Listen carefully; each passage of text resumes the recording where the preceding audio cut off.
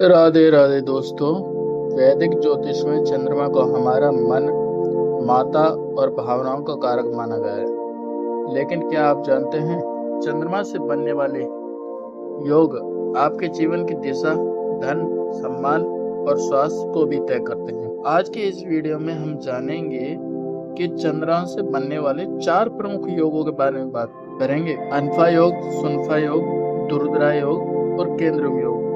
विशेष बात यह है कि इन योगों की गणना करते समय हम सूर्य को शामिल नहीं करते हैं, अर्थात सूर्य के अलावा सभी ग्रहों को इसमें शामिल किया गया है, जिसमें चंद्रमा प्रमुख है और बाकी ग्रहों को देखा जाएगा।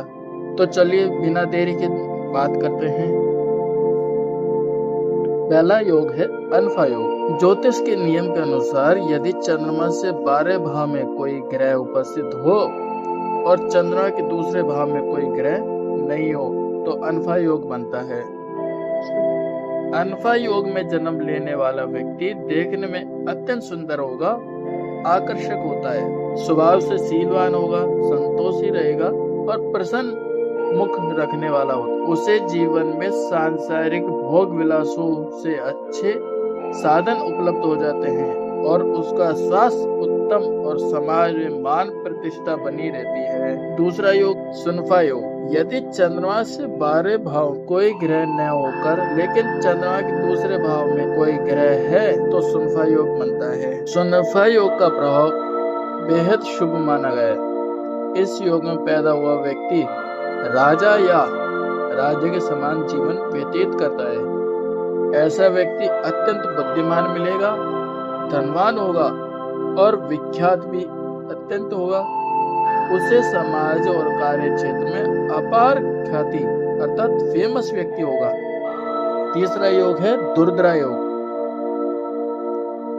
यदि चंद्रमा के दूसरे भाव और 12 भाव दोनों स्थान पर कोई ना कोई एक ग्रह मौजूद हो या एक से अधिक ग्रह मौजूद हो तो उससे दुर्द्रा योग बनता है।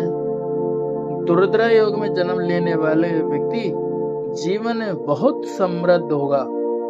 ऐसा व्यक्ति त्यागी, उदार दिल का होता है। वह जीवन में कभी धन और सवारी की कमी महसूस नहीं करेगा और सांसारिक सुख सुविधाओं से संपन्न होकर अत्यंत आनंदित रहता है। चौथा योग है केंद्रम योग। यदि चंद्रमा के दूसरे और 12 भाव दोनों ही खाली है अर्थात उन दोनों में कोई भी ग्रह नहीं है तो केंद्रम योग बनता है। इसका फल अशुभ माना गया है क्योंकि इस योग में जन्म लेने वाला व्यक्ति मानसिक तनाव, दुख और आर्थिक तंगी का सामना करता है। व्यक्ति को कभी कभी दूसरों के अधीन रहकर ये छोटे काम करके भी जीवन यापन करना पड़ता है। तो दोस्तों, ये थे चंद्रमा से बनने वाले 4 प्रमुख योग। क्या आप जानते हैं कि अगर केंद्रम योग हो और उसे भंग होने के भी उपाय और नियम होते हैं? तो अगर आप अपनी कुंडली का विश्लेषण कराना चाहते हैं या जानना चाहते हैं कि आपकी कुंडली में कौन सा योग बन रहा है तो हमें कमेंट बॉक्स में अपनी जन्म तिथि, समय और स्थान लिखकर भेज दीजिए। अगर आपको ये जानकारी पसंद आई तो वीडियो को लाइक करें, दोस्तों के साथ शेयर करें और चैनल को सब्सक्राइब करना न भूलें। धन्यवाद। राधे राधे।